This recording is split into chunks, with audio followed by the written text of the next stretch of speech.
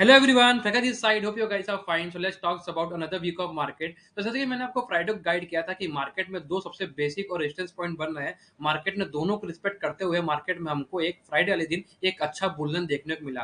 देखिए, मैं हमेशा आपसे कहता हूं कि मार्केट में सही लोगों के पास बैठना और सही गाइडेंस ही लेना, तभी आप पैसा बना सकते हो मार्केट में, अन्यथा आप पैसा नहीं बना सकते हो। इसीलिए मैं आपसे हमेशा कहता हूं कि सही लोगों से गाइडेंस ले और सही लोगों को ही फॉलो करें, तभी जाके आप पैसा बना पाओगे। देखिए, मैंने आपसे पहले कहा था कि मार्केट में ऐसा कोई सेंटीमेंट नहीं बनना है कि जिससे कि हम ये कह सकें कि मार्केट में एक गिरावट देखने को मिलेगी या कि मार्केट में क्रैश देखने को मिलेगा। हाँ, फोमो बहुत क्रिएट हो रहे थे अलग-अलग न्यूज़ चैनल्स पे, अलग-अलग प्लेटफ़ॉर्म से। अगर आपने देखा हो यूट्यूब चैनल्स पे, तो आप फोमो में आए होंगे और बहुत से लोग फोमो में फँसे होंगे, ऐसा नहीं है। लेकिन जिनको सही प्राइज़ेशन मार्केट में आता है और सही स्मार्ट मनी कॉन्सेप्ट जिन्होंने सीख रखा है और जो बायर्स और सेलर्स की साइकोलॉजी को अच्छे से समझते हैं, वही मार्केट में ये फोमो क्रिएट नहीं करते हैं। और जिनके पास सही गाइडेंस होती है, वो कभी भी आपको ये फोमो क्रिएट नहीं करेंगे कि मार्केट क्रैश होने वाली है। मार्केट ऑल टाइम हाई पे है और अभी भी हमको एक अच्छा बुल्लन देखने को मिल सकता है। तो आइए बात कर लेते हैं नेक्स्ट वीक मार्केट के लिए। तो पहले हम बात करते हैं निफ्टी बैंक में। देखिए, बैंक निफ्टी की बात करें तो मैंने आपको फ्राइडे वाले दिन 52,700 का एक बेसिक रेजिस्टेंस बनाया था। मार्केट ने उसे प्रॉपर रिस्पेक्ट किया और फिर 52,700 ही हम 700 से हमको एक नीचे गिरावट देखने को मिली है। और जो बैंक निफ्टी की क्लोजिंग की बात करें, 52,300 40 के आसपास, मतलब ये आप मान के चलिए कि 52,000 अब हमारे लिए एक बेसिक सपोर्ट बन चुका है। और नीचे नीचे की बात करें तो 51,800 हमारे लिए एक बेसिक सपोर्ट होगा। देखिए, अब आप बैंक निफ्टी में दो सपोर्ट के साथ काम कर सकते हो, 51,800 और 52,000। अगर 51,800 से नीचे गिरावट हमको देखने मिलती है तो 51,200 और फिर 50,000 तक हम गिरावट देखने को देख सकते हैं। तो आप 51,800 और 52,000 सपोर्ट लेके चलो। ऊपर की बात करें तो 52,700 जो मैंने आपको बताया था, वो सपोर्ट अभी भी बना हुआ है मार्केट में। सॉरी, रेजिस्टेंस बना हुआ है। देखिए, अब बायस और सेलर्स की साइकोलॉजी की बात करें तो देखिए, मार्केट में एक रेजिस्टेंस पॉइंट बन रहा है। अगर आप ये देखो, तो मैंने ये ट्रेंड लाइन बना रखी है। अगर आप ध्यान से देखो तो इस ट्रेंड लाइन पे कहीं न कहीं सेलर्स एक्टिव हैं। देखिए, वेट, मैं आपको सही से दिखाने की कोशिश करता हूँ। हुँ। देखिए, कहीं न कहीं यहाँ पे सेलर्स की क्वांटिटी थी, ठीक है? जब मार्केट यहाँ पे आई तो हमको एक थोड़ी-सी गिरावट देखने को मिली, फिर मार्केट ने 52,400 का सपोर्ट लिया और फिर मार्केट इसी रेंज में कंसोलिडेट करती रही। फिर हमको इधर की तरफ थोड़ी गिरावट देखने को मिली और गिरावट के बाद फिर मार्केट ने 51,800 का सपोर्ट लिया और सपोर्ट के बाद हमको फिर दोबारा इस क्रूशियल लेवल से एक अच्छी बाइंग अपॉर्च्युनिटी मिली। अब मार्केट ने 51,700 का रेजिस्टेंस अच्छे से रिस्पेक्ट किया और फिर मार्केट डाउन ट्रेंड मिली। कहीं न कहीं अगर आप ध्यान से देखोगे तो हमारे लिए ये 1, 2, 3 हो सकता है कि मार्केट इसको ब्रेक करें और ब्रेक करने जब ये मार्केट में जब ये लेवल ब्रेक होगा तो जो ये सेलर्स यहाँ पे हैं वो पैनिक में आ जाएँगे और फिर हमको एक अच्छी बाइंग अपॉर्च्युनिटी दोबारा मिल सकती है 53,190 के लिए आराम से। अब हो सकता है कि मार्केट दोबारा यहाँ से ट्रेंड लाइन बना के फिर नीचे आए, फिर एक नीचे मूव मिले, फिर नीचे मूव के बाद हो सकता है कि आपको 52,300 से 52,000 के आस-पास यहाँ पे मार्केट कहीं कल ओपनिंग दे और फिर आपको एक अच्छी बाइंग अपॉर्च्युनिटी मिल सकती है और फिर आज इसका ब्रेकआउट कर सकता है और फिर ऊपर आप प्लान कर सकते हो।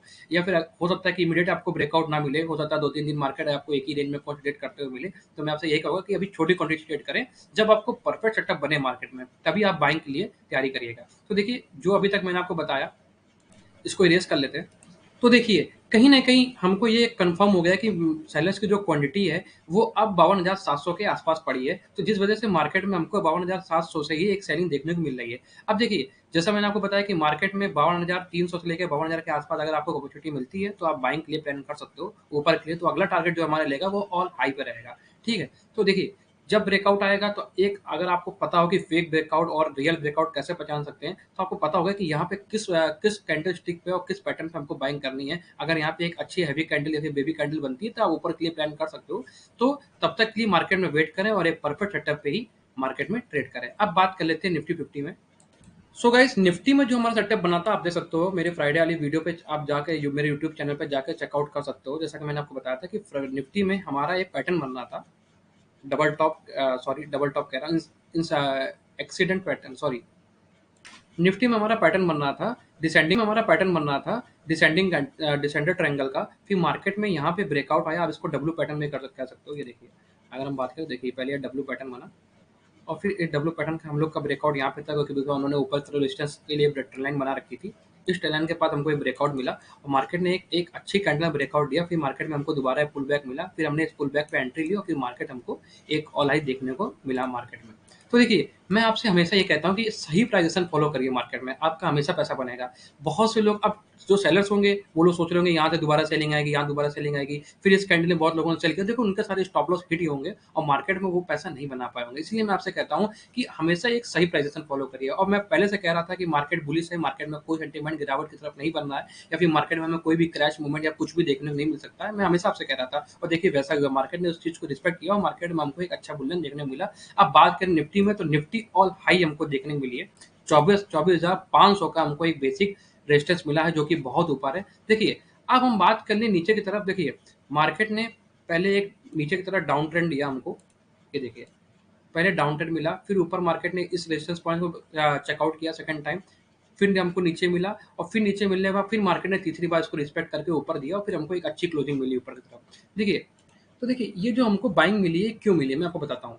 जो सेलर्स यहाँ पे एक्टिव थे, यहाँ पे एक्टिव थे और जो यहाँ पे एक्टिव थे, तो ये जो ओपनिंग हुई है 10 11 12 तारीख की जो सुबह की ओपनिंग हुई है 9:15 की, वो इस ट्रेंड लाइन के ऊपर हुई है। तो जो सेलर्स यहाँ पे सेल किए होंगे वो यहाँ पे पैनिक पे आ गए होंगे और पैनिक में आने के बाद फिर यहाँ पे उन्होंने कुछ क्वांटिटी अपनी डाली इस रेड कैंडल पे। मैं आपको ध्यान से दिखाता हूँ। इस रेड कैंडल पे उन्होंने कुछ क्वांटिटी डाली, बस क्वांटिटी डालने के बाद फिर बायर्स ने फिर इस सपोर्ट को रिटेस्ट किया 24,350 को और जब ये जब सपोर्ट रिटेस्ट हुआ तो मार्केट में एक अच्छी बाइंग अपॉर्चुनिटी हम लोग को दिखी। हम लोग समझ गए कि मार्केट में सेलर्स अब जो है एक्टिव नहीं है और इंटरेस्टेड नहीं है मार्केट को गिराने में। फिर यहाँ से आप देखो कितना बड़ा हमको मूव देखने को मिला। अगर आप ध्यान से देखो, जो हमको मूव देखने को मिला है वो पूरा 200 पॉइंट का मूव देखने को मिला है। मतलब निफ्टी में अगर प्रीमियम्स ने जो जंप किया होगा, अगर आपने ट्रेड ली होगी तो प्रीमियम बहुत अच्छा जंप मिला होगा आपको, बहुत अच्छी वोलेटिलिटी मिली होगी। और वैसे भी मैं आपसे कहता हूँ कि मार्केट में अगर 2-3 दिन साइडवेज चली तो एक दिन आपको ट्रेंडिंग मार्केट मिलेगी। बिकॉज़ प्रीमियम्स गलते हैं, फिर आप मार्केट में लॉस ही बुक करते हो टीढ़ा-टीके के कारण। तो मैं आपसे हमेशा ये कहता हूँ कि सही मार्केट में और सही पोजीशन में ही ट्रेड करो और परफेक्ट सेटअप बनने तक इंतज़ार करें। तो देखिए, अब बात कर लें निफ्टी में, तो देखिए निफ्टी में हमारे लिए अब जो सबसे बेसिक रेजिस्टेंस पॉइंट होगा वो होगा 24,500। नीचे सपोर्ट की बात करें तो 24,350 हमारे लिए बेसिक सपोर्ट होगा। अब देखिए कल की बात करें तो हो सकता है कि मार्केट में कल के दिन आपको इसी रेंज में कंसोलिडेशन देखने को मिल सकती है। हाँ, अगर आपको 24,400 से नीचे गिरावट मिलती है तो आप नीचे के लिए प्लान कर सकते हो और फिर यहाँ से एक अच्छी बाइंग अपॉर्चुनिटी ऊपर के लिए प्लान कर सकते हो। या फिर ऐसा हो सकता है कि मार्केट कुछ टाइम यहीं पे कंसोलिडेट करे, फिर आपको एक अच्छा दोबारा एक बुल रन देखने को मिले या फिर मार्केट यहाँ पे आके 24,400 के लेवल तोड़े, फिर हमको 24,300 तक के लिए एक गिरावट देखने को मिले। वो आपको कैंडलस्टिक पैटर्न से और आपको परफेक्ट प्राइजेशन से समझ में आ जाएगी कि मार्केट में कब बाइंग करनी और कब सेलिंग करनी है। देखिए, मैं सभी स्टेट नहीं हूँ और मैं आपको कोई भी बाइंग और सेलिंग एडवाइस नहीं देता हूँ। This is my fundamental technical analysis पे मैं जो भी आपको बताता हूँ और जो भी आपको गाइड करता हूँ, मैं उसी बेसिस पे गाइड करता हूँ। इसलिए I am not responsible for your any profit and losses. So बात कर लेते हैं अब। तो निफ्टी में अब आप देखिए कि 24,500 एक बेसिक रेजिस्टेंस है, नीचे की तरफ 24,400 एक हमारे लिए बेसिक सपोर्ट होगा, सेकंड सपोर्ट होगा 24,300 350 और फिर उसके नीचे 24,300। मार्क करिए पॉइंट और ट्रेड करिए और अपनी इन्वेस्टमेंट को हमेशा सेफ लेके चलिए ताकि आप मार्केट में लंबे समय तक के लिए टिके रहें। और देखिए, इन्वेस्टमेंट बहुत ज़रूरी है। ट्रेडिंग करना, एफ-एन-ओ में ट्रेडिंग करना, देखिए उसमें आप बड़े-बड़े लॉसेस भी बुक करोगे, बड़े-बड़े प्रॉफिट बुक करोगे, बट कंसिस्टेंसी हमेशा बनी रहनी चाहिए और आप मार्केट में जितना पेशेंस रखेंगे, उतना आपका अच्छा पैसा बनेगा। इसलिए मैं हमेशा कहता हूँ कि ज़्यादा से ज़्यादा लोग इन्वेस्टमेंट पे ध्यान दें, एफ-एन-ओ ट्रेडिंग बाद में करें जब उनकी इन्वेस्टमेंट मजबूत होता है। सो मैं आपसे ये कहूँगा कि अपनी इन्वेस्टमेंट पे ध्यान दीजिए और हमेशा अपने पैसे को सेफ रिटर्न में लेके चलिए। मिलते हैं अगली वीडियो में, तब तक के लिए जय हिंद। और हाँ, बुल सिक्योरिटीज़ को लाइक करना, सब्सक्राइब करना और शेयर करना ना भूलें।